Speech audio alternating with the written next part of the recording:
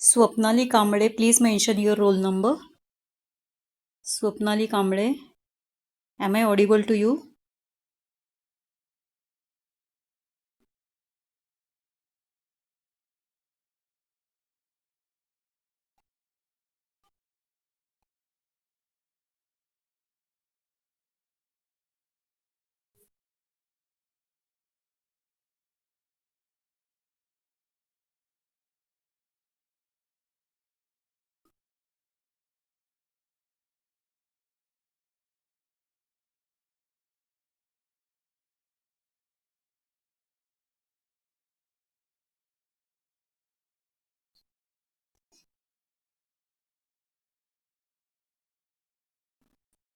Swapnali Kamble, am I audible to you? Kamble Swapnali, Kamble Swapnali, am I audible to all of you by the way? Yes, please. Please inform Kamble Swapnali. Please inform any one of you to Swapnali Kamble.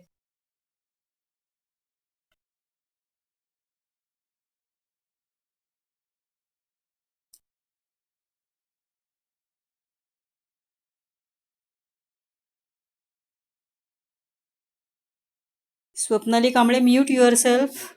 Mute yourself. No need to unmute.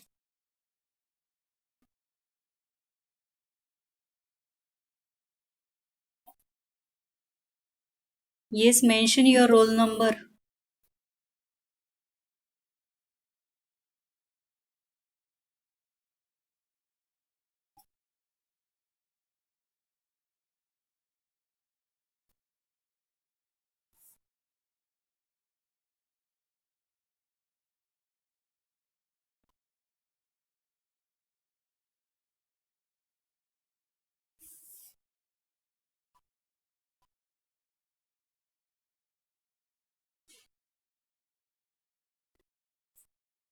Naikare,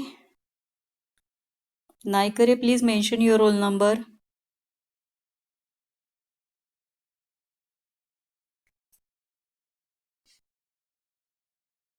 Naikare Akanksha, please mention your roll number.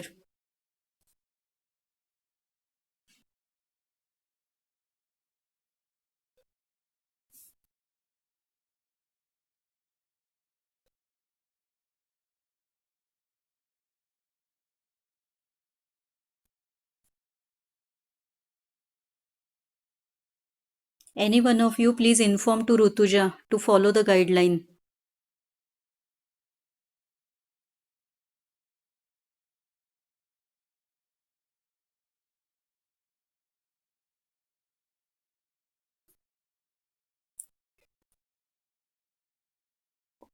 Okay, am I audible to all of you? So let's start. Let's first just quickly revise deficiency of iodine. As far as deficiency of iodine is concerned, the terminology that has been used in the past was endemic goiter.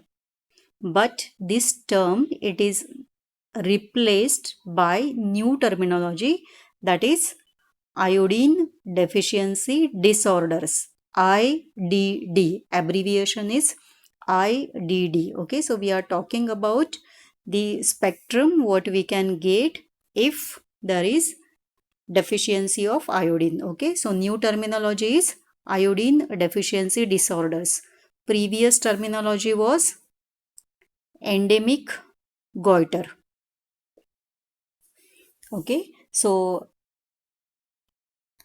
as we said, the deficiency may get manifested by different manifestations depending on severity. You can see different things. Okay, so there can be grade 1, grade 2, grade 3 goiter, that is palpable, visible, and visible from distance. Or on palpation you can come to know there is multinodular goiter, or there can be hypothyroidism. Clinical common manifestations, there is weight gain,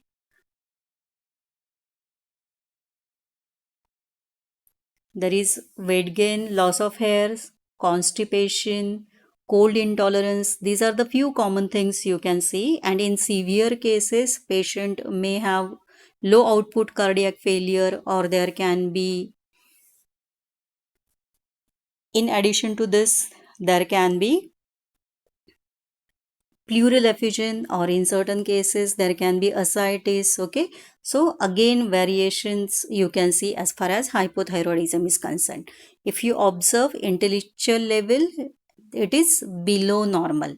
Okay, we should not forget to observe the motor milestones. Okay, so you can find delayed motor milestones, defects that are related with the hearing, or defects that are related with the speech. As far as eyes is concerned, there can be unilateral or bilateral squint or nystagmus. Okay, as far as spasticity is concerned, so it is generally extrapyramidal spasticity. Initially, there might be only muscle weakness. There can be only muscle weakness, or in extreme cases, what you can find is either diplegia or quadriplegia. Okay, another manifestation is cretinism. Okay, and as far as pregnancy is concerned, there can be intrauterine death, or there can be spontaneous abortions. What is daily requirement of iodine? Okay, as far as daily requirement of iodine is concerned, I think we discussed it yesterday. So it is 150 micrograms. Okay, and during pregnancy, don't forget, a recommendation given by World Health Organization is 250 micrograms per day. Okay, so there is increased demand of iodine during pregnancy. Okay, for control, so initially, that is in the year 1962. Okay, in the year 1962, Government of India launched the program. Name of this program was National Goiter Control Program. Okay, and objective of this program was to identify the areas where goiter is found in endemic form. Okay, so identification of goiter endemic areas was important objective. And in addition to that, one more objective was there, that was to supply iodized salt to these people. Okay, we are talking about National Goiter Control Program. But again, in the year 1986, this program changed. Okay, and the current name of the program is IDDCP. This is IDDCP. IDD, you know, iodine deficiency disorders, and CP stands for control program. And what is objective of this program is to replace ordinary salt or common salt by iodized salt, and this objective is achieved. Okay, so replacement of common salt by iodized salt. Okay, last part that is concerned with iodine deficiency is epidemiological assessment. Okay, now if our intention is to assess iodine deficiency, we are supposed to use certain indicators. So what we can do, we can use certain indicators. So what are these indicators that will help us in assessing deficiency of iodine in the community? Okay, so three things we can see here. Prevalence. Okay, we can see prevalence. Okay, prevalence related with the three things. Okay, in the particular community, we can see prevalence of goiter. Okay, first what we can see, whether goiter is prevalent in that particular community or not. Secondly, we can see prevalence of cretinism. Okay, we can see prevalence of cretinism.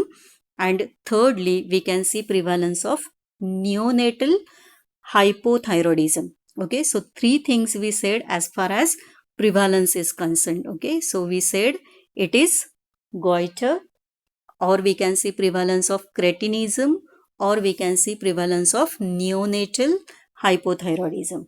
Okay. In addition to this, that is detecting the prevalence of these three things in the community, we can do certain laboratory test. Okay, so certain investigations or certain test can be done. So one test it includes is we can identify urinary excretion of iodine, the amount of iodine excreted in urine. Okay, so urinary excretion is one of the test. Another important thing, as we said, कि iodine is very essential for appropriate functioning of thyroid hormones or thyroid gland. Okay, so as far as thyroid gland is concerned, or manufacturing or synthesis of these hormones is concerned, okay, we can pay attention to measurement of these hormones, or we can do thyroid function test.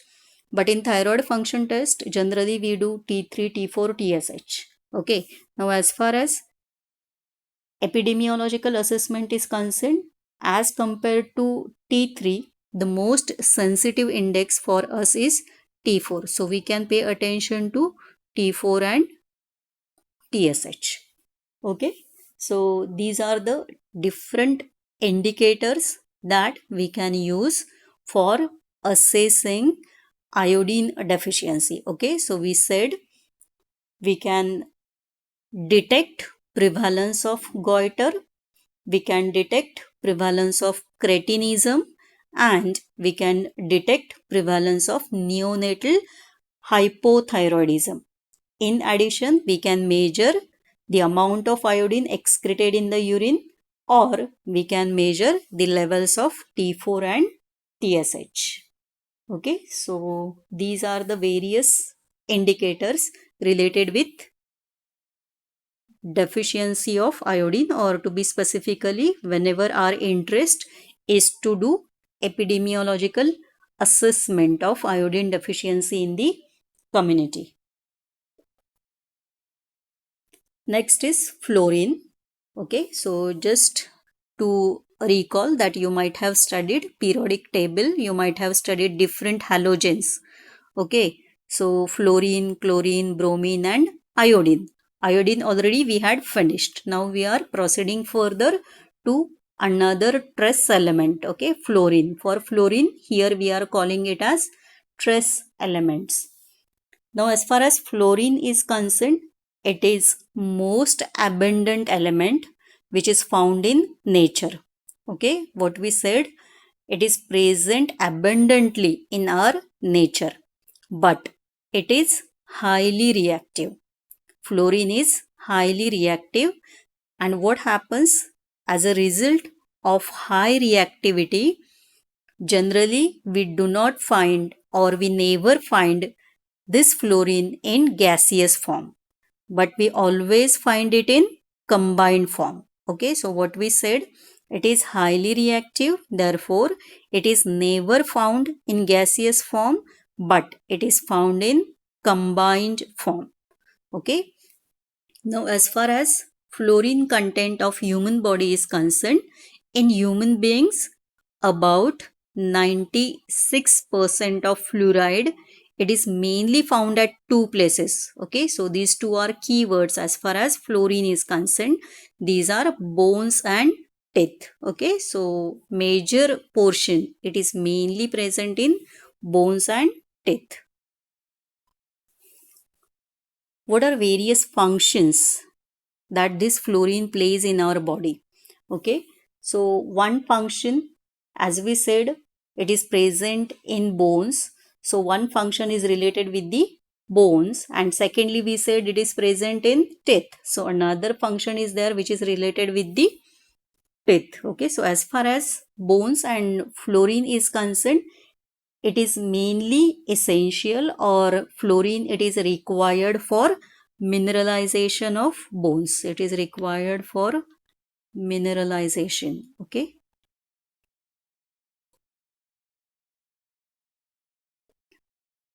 bone mineralization. For mineralization of bone, fluorine is required.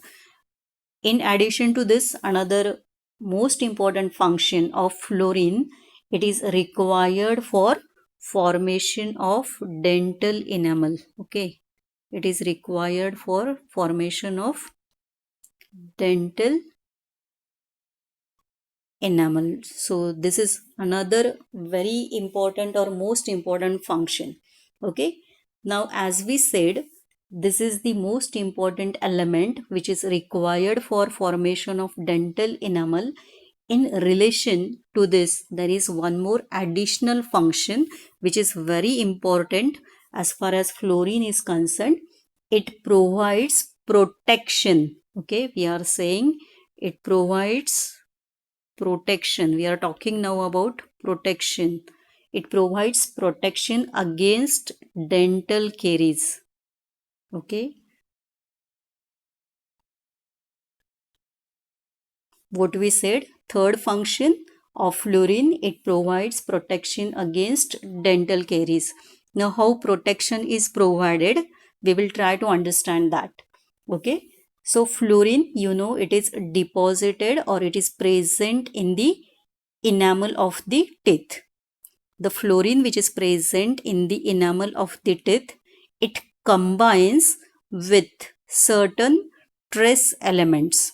Okay, it combines with certain trace elements and it blocks function of these trace elements.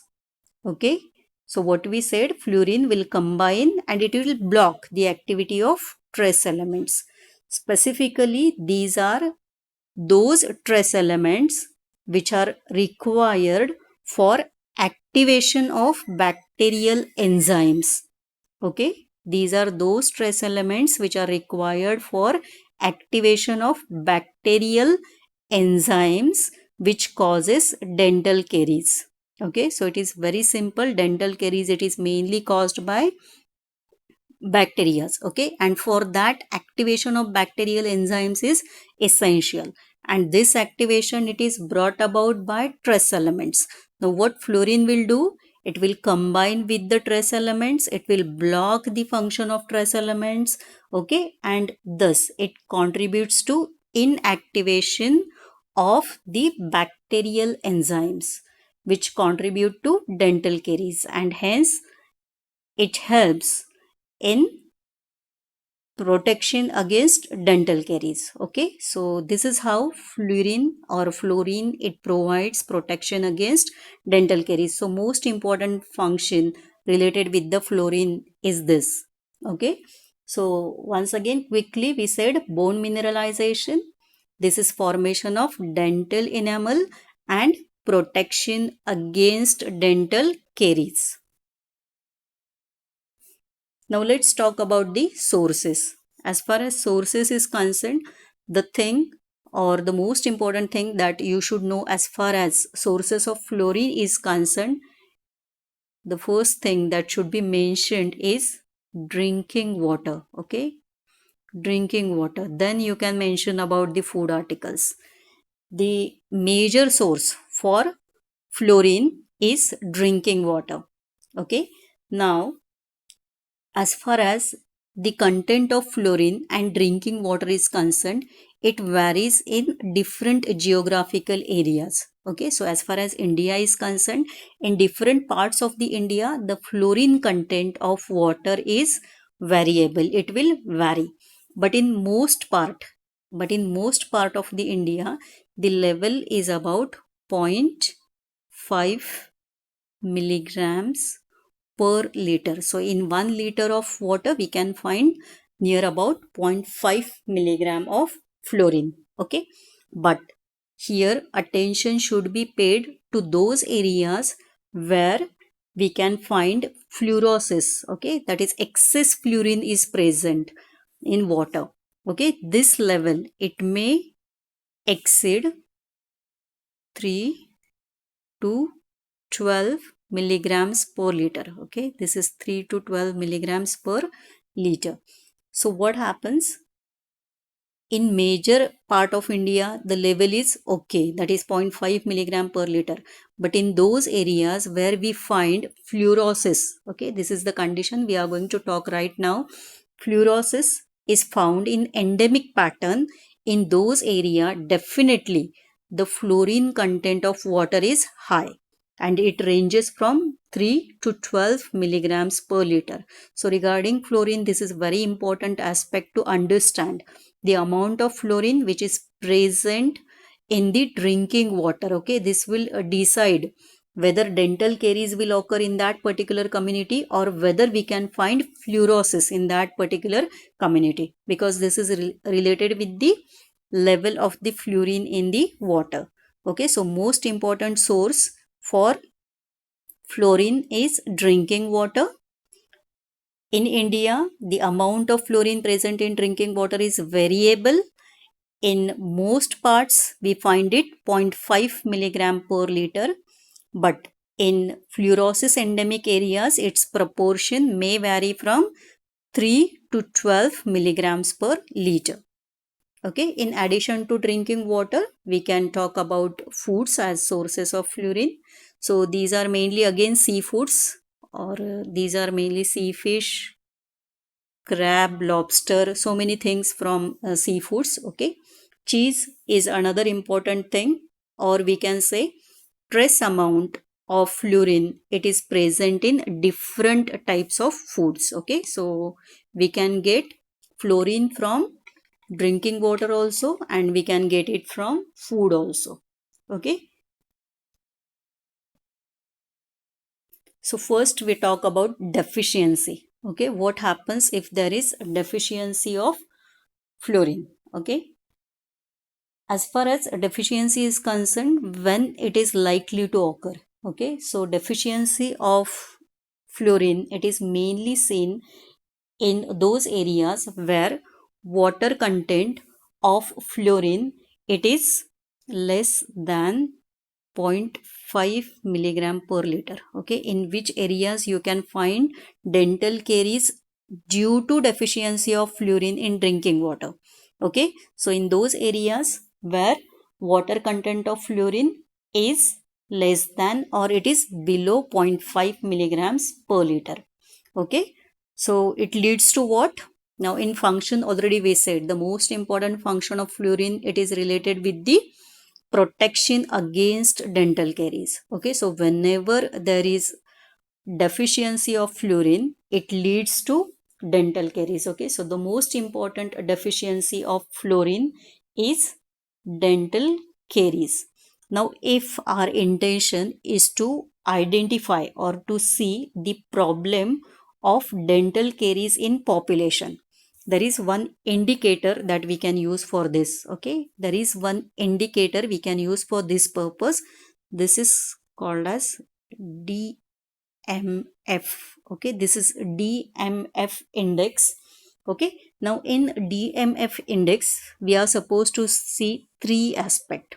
Okay, so here D, it stands for decade. Okay, D is, हमें देखना है decade tooth और teeth. Okay, second M, it is for mottling. M, it stands for, हमें देखना है what happens or whether the teeth are mottled. Okay, decayed है, mottled है, और third F, F is for fallen. Okay, three things we said as far as community or aspect of dental caries is concerned. Okay, if our intention is to identify dental caries in population, the index that we are supposed to use, this is called as DMF index. Okay, where we see decayed, mottled and fallen teeth. Okay, decayed, mottled and fallen teeth. Now can we prevent this? Okay, next thing is it preventable? As we know, if fluorine content water में कम है, ऐसा पानी अगर लोग पिएंगे तो dental caries की पॉसिबिलिटी है. ओके, इसे अगर प्रिवेंट करना है तो what we are suppose to do, it's simple technique which is called as fluoridation. It's simple technique. This is fluoridation of water. Okay, this is fluoridation of water. So I think the word itself is explanatory. हमें यहाँ पे क्या करना है? We are supposed to add fluorine to the water. Okay, so that the normal recommended level can be achieved. Okay, so fluoridation is the technique by which dental caries occurring due to deficiency of fluorine can be prevented in community.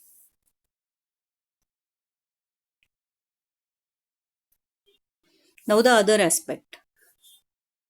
Deficiency, we said it leads to dental caries. Other aspect, it can be what happens if excess of fluorine is consumed. Okay, so if excess of fluorine it is taken, when it is likely to occur, basically what is the water level of fluorine which can contribute to occurrence of this condition which is called as fluorosis. Okay, so here, whenever the water level is more than 1 milligrams per liter, okay, so more than 1 milligram per liter fluorine अगर present है, okay, and if these fluorides they are ingested for prolonged period, okay, through drinking water, and they are ingested in excess of their daily requirement, then it leads to a condition which is called as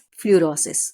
Okay, so prolonged consumption or prolonged ingestion of that water containing high amount of fluorine is essential. Okay, then and then only what we can see is excess fluorine resulting in fluorosis. Okay, resulting in fluorosis.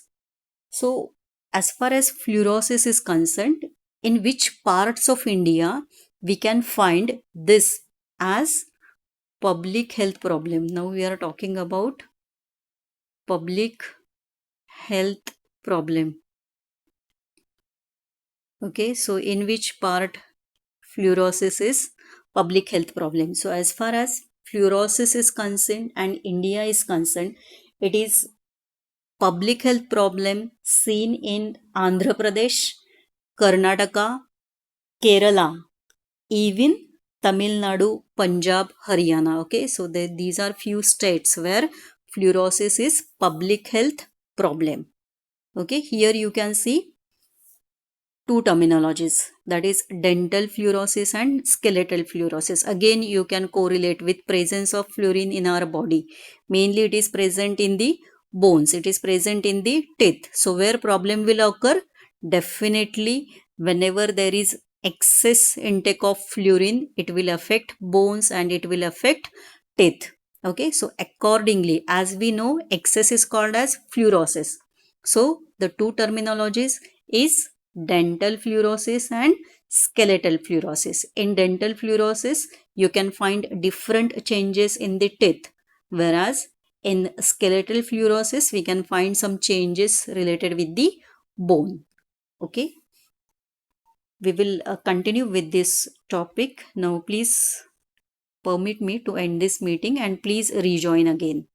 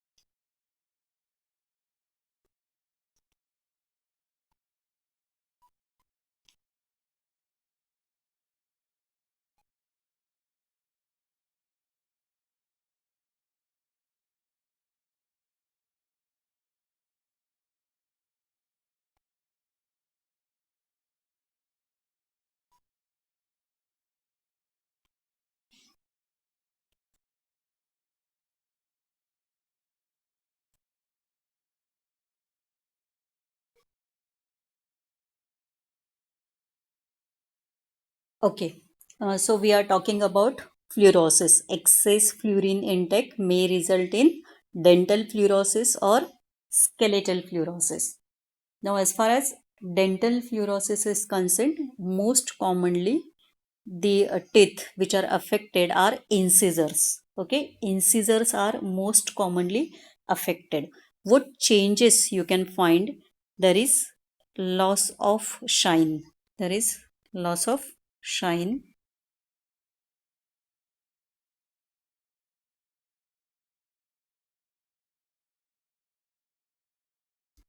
There is loss of shine. Okay, in addition we can find mottling. Okay, now what is meaning of mottling? As far as mottling is concerned, simply you can say as discoloration. Okay, what you can observe is discoloration. So initially what happens, there are patches. Okay, and these patches are somewhat chalky white in color.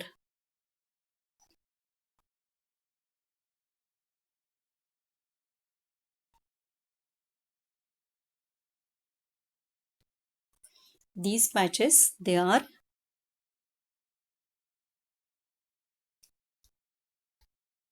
chalky white in color. Okay, in the beginning. Okay, as the condition progresses further, okay, color change occurs and later on it may become brownish. Okay, it may become brownish, or even in extreme cases it can be blackish. Okay, even in advanced cases what you can observe is corrosion, which can be seen as pitting. Okay, what you can see is pits. Okay, on the teeth. Okay, pits or pitting appearance on the teeth. Okay, so what we said, as far as dental fluorosis is concerned, most commonly incisors are affected, and the important changes you can observe is the shine of the teeth is lost. In addition, there is mottling. Okay, initially chalky white patches, later on you may find brownish discoloration, or you can find pitting appearance. You can find pitting appearance. Okay, so these are the few changes that you are supposed to know as far as oral examination in relation to fluorosis is concerned. Okay,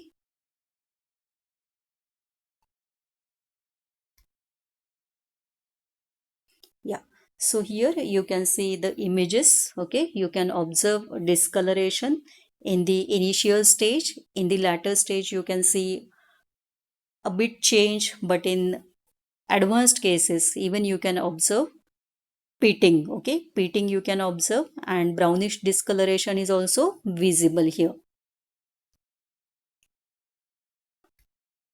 Let's talk about skeletal fluorosis. Okay, as far as skeletal fluorosis is concerned, as the name suggests, here bones are affected, but in addition to bones there can be involvement of tendons, or there can be involvement of ligaments. Okay, so what we can say, bones, ligaments and tendons, they are most commonly affected.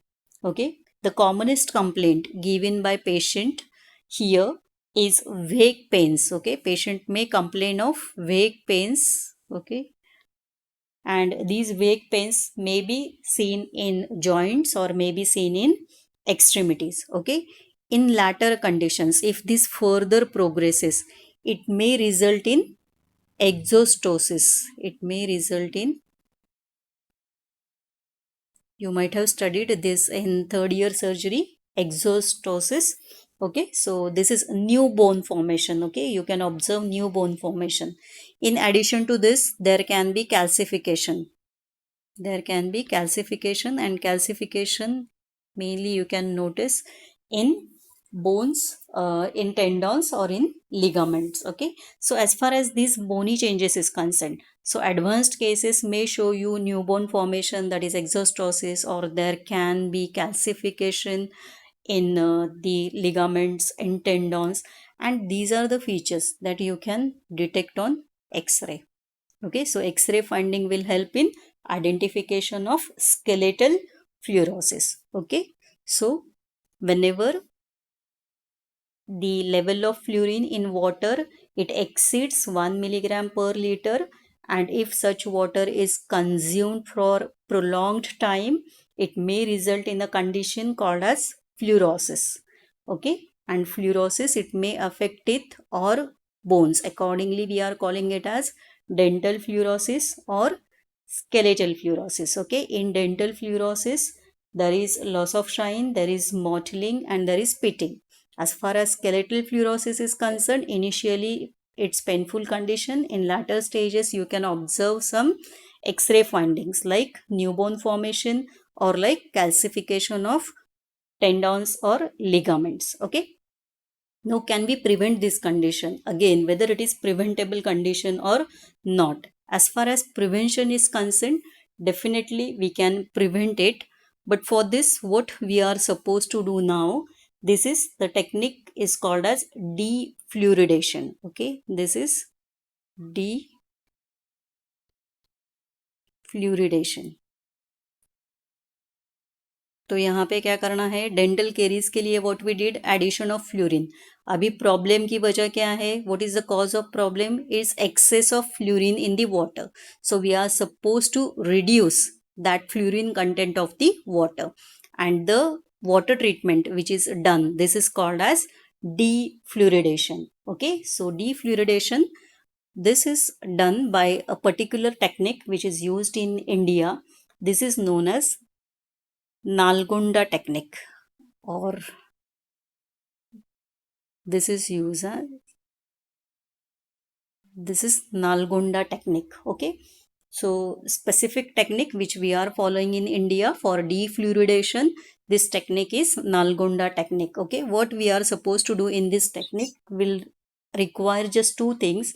One is lime. Okay, क्या लगेगा, lime, and second thing which is required is alum. Okay, so lime, it is 30 milligram. If we are taking 1 liter of water, we should take 30 milligram of lime, and for 1 liter it's 500 milligram of alum. Okay, so 30 milligram lime, 500 milligram of alum, it is added to 1 liter of water. Okay, this should be allowed to sediment. Okay, so sedimentation is allowed, and after sedimentation water is filtered. Okay, so very simple technique which is known as defluoridation, useful for prevention of fluorosis. Okay, another important thing that you are supposed to know, specifically in those areas where fluorosis it is found in endemic form. Okay, in those area where fluorosis is found in endemic form, the toothpaste containing fluoride. Okay, now I am talking about toothpaste containing fluoride. It is not recommended to children up to the age of 6 years. Okay, so this is another recommendation, another guideline that you are supposed to know. We are talking about those area where we find fluorosis in endemic pattern. Okay, we are talking about the fluoride content of the toothpaste. So those toothpaste containing fluoride, it is not recommended to children up to age of 6 years. Okay, what is the requirement? Okay, what is the requirement of this fluorine? As far as fluorine requirement is concerned, here I am talking about the level of fluorine which is permitted in drinking water. Okay, we are talking about level of fluorine which is permitted to be present in drinking water, and the ideal level, this is 0.5 to 0.8, unit.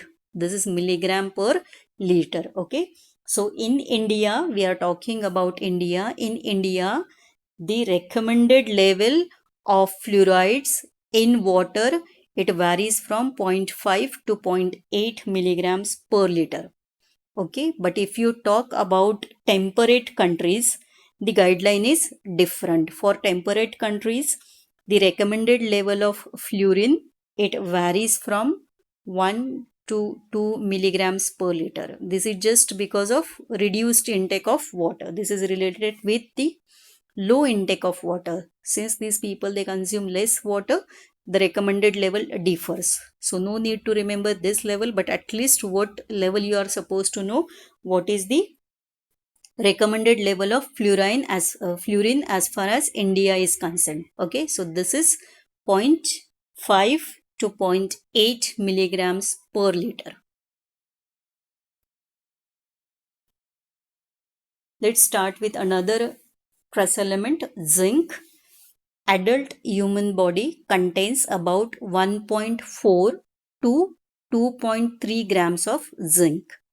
Okay, plasma level of zinc, it is about 96 microgram per 100 ml for healthy adults, whereas in children this level is less, it is 89 microgram per 100 ml. Okay, now where zinc is present, where we can find zinc, it is present in small amount in all tissues.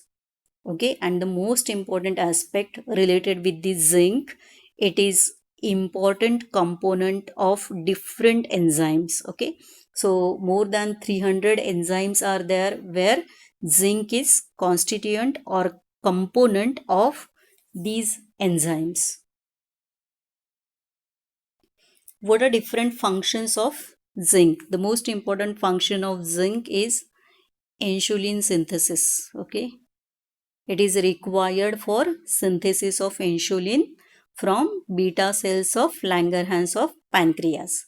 Okay, now as we said, this is important component of different enzymes. Let's take one or two examples here. Now zinc, it is component of different enzymes that are required for protein digestion. Okay, so we can say these are peptidases. This is component of peptidases. Now since it is component of those enzymes required for protein digestion, it plays important role in protein metabolism. Okay, so zinc plays important role in protein metabolism. Another important enzyme where zinc is component, it is lactate dehydrogenase. Okay, this is lactate dehydrogenase. Okay, this enzyme, it is mainly required for conversion of pyruvic acid to lactic acid. Okay, another important function of zinc, it is related with the immune system. It helps to maintain integrity of immune system. It helps to maintain integrity of immune system, or you can say it helps in proper immune function. Okay, zinc is another example as far as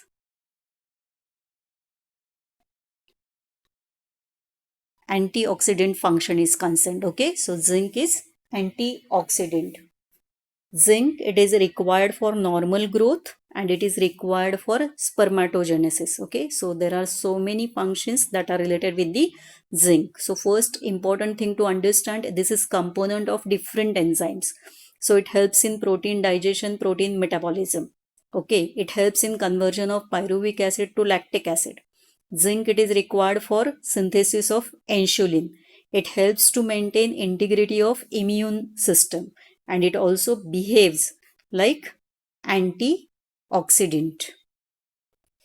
Okay, let's talk about zinc deficiency. As far as a deficiency of zinc is concerned, as we said, this is required for normal growth failure can be seen. Okay, or you can say stunted growth. Okay, so there is mistake, by mistake it is twice typed.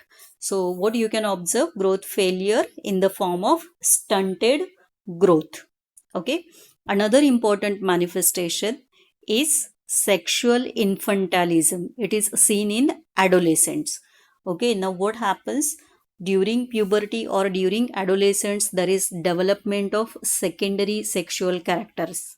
Okay, so what you can observe in these cases with zinc deficiency, there may be failure to develop secondary sexual characters even beyond the age of puberty. Okay, so puberty khatam ho jane ke baad bhi these secondary sexual characters are not developed properly. Okay, or same thing, simply you can say there is atrophy of gonads. Okay, atrophy of gonads can be seen in these patients. Okay, then as far as test is concerned, there is either a loss of taste or there is decreased sensation of taste, which is called as hypogeusia. This is called as hypogeusia. Even it has impact on wound healing. It can cause delayed wound healing. Here you can recall another vitamin which we have studied, okay, which is required for collagen synthesis and which can contribute to delayed wound healing. So as far as stress elements concerned, example is zinc for delayed wound healing. There is one more condition which is not mentioned here. As far as deficiency of zinc during pregnancy is concerned, okay, zinc deficiency during pregnancy, if it is mild deficiency, if it is mild deficiency, it contributes to low birth weight. It can contribute to IUGR, that is intrauterine growth retardation, or it can contribute to preterm delivery.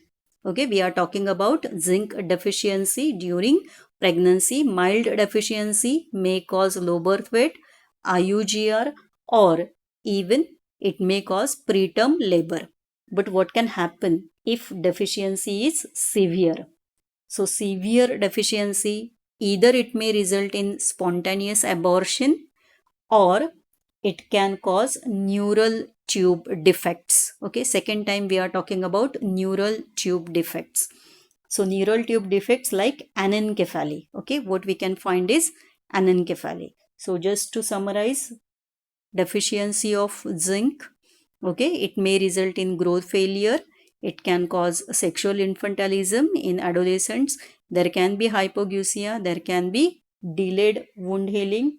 Okay, during pregnancy, mild may result in low birth weight, IUGR, or preterm delivery. Severe, it can cause spontaneous abortion or it can cause neural tube defects.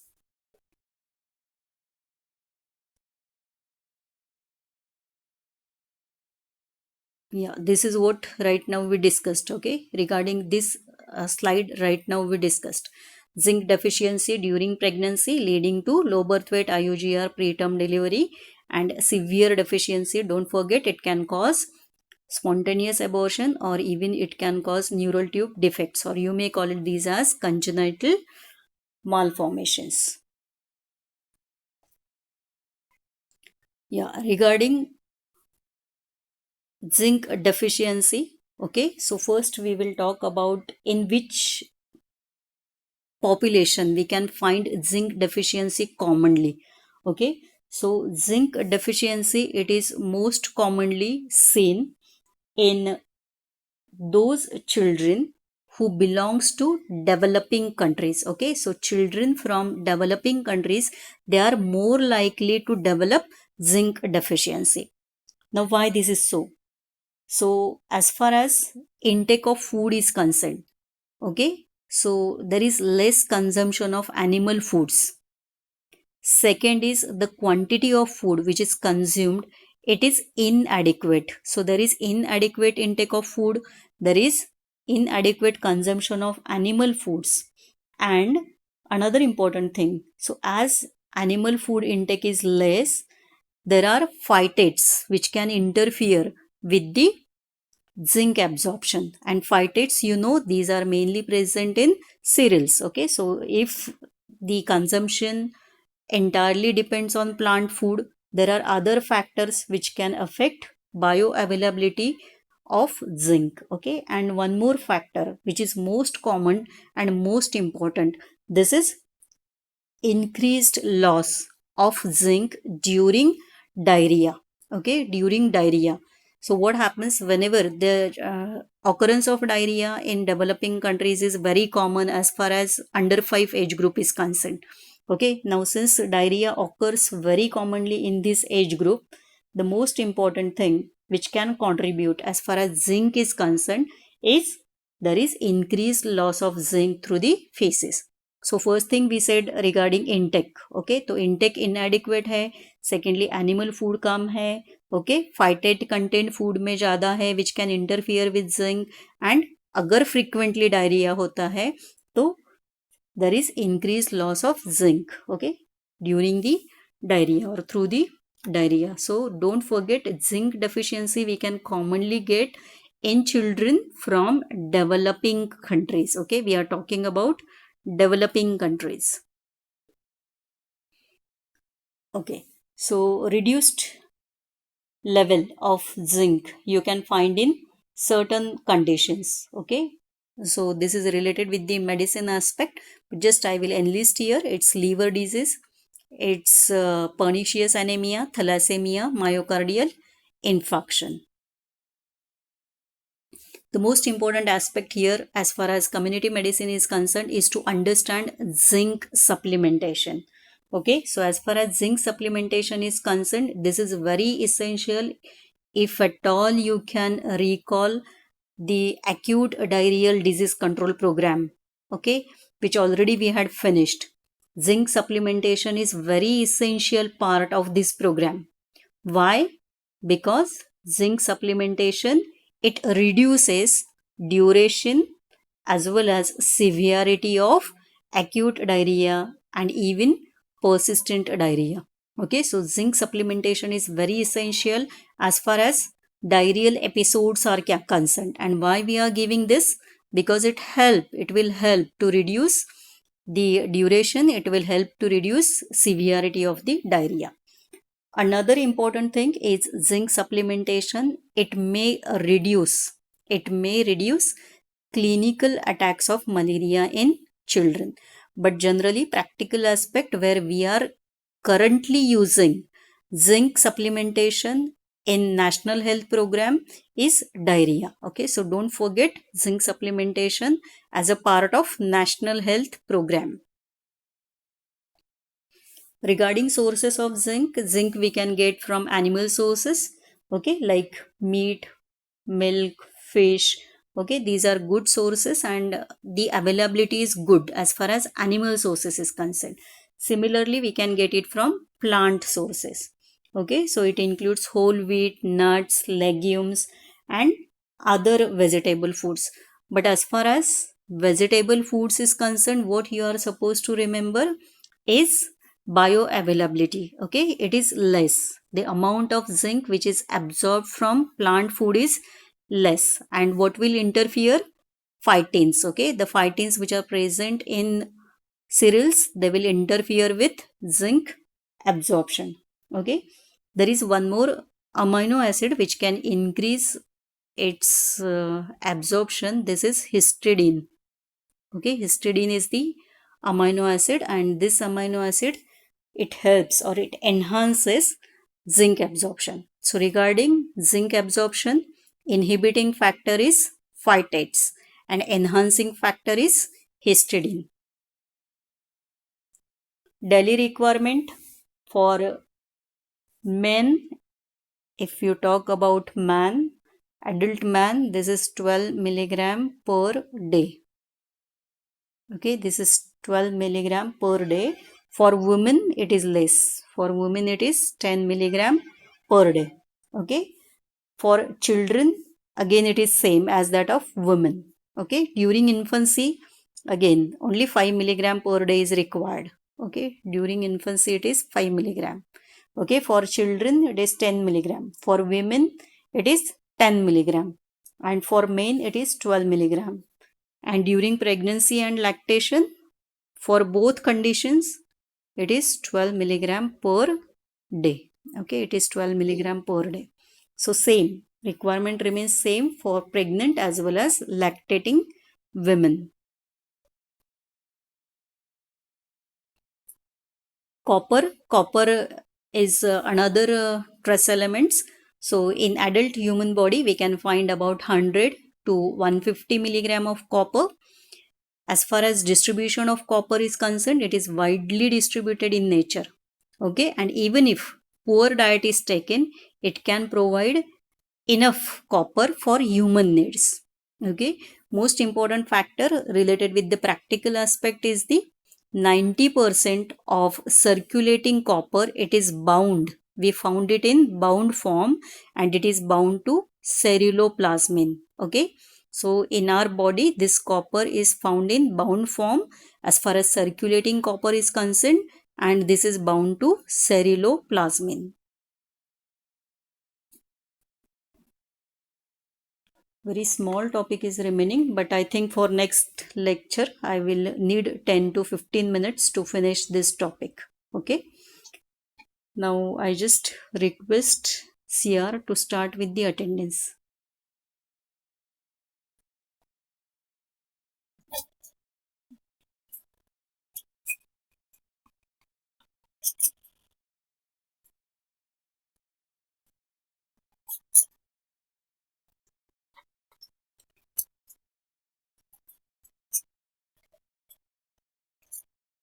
Okay.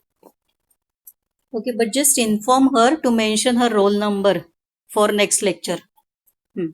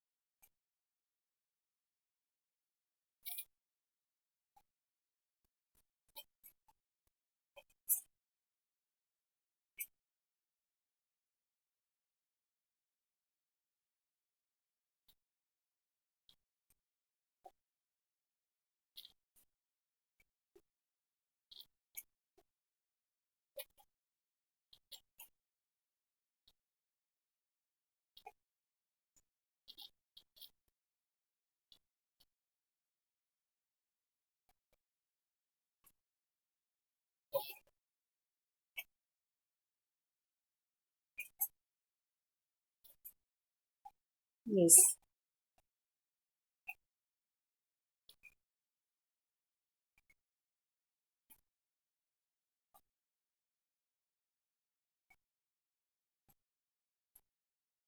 Rahul okay na?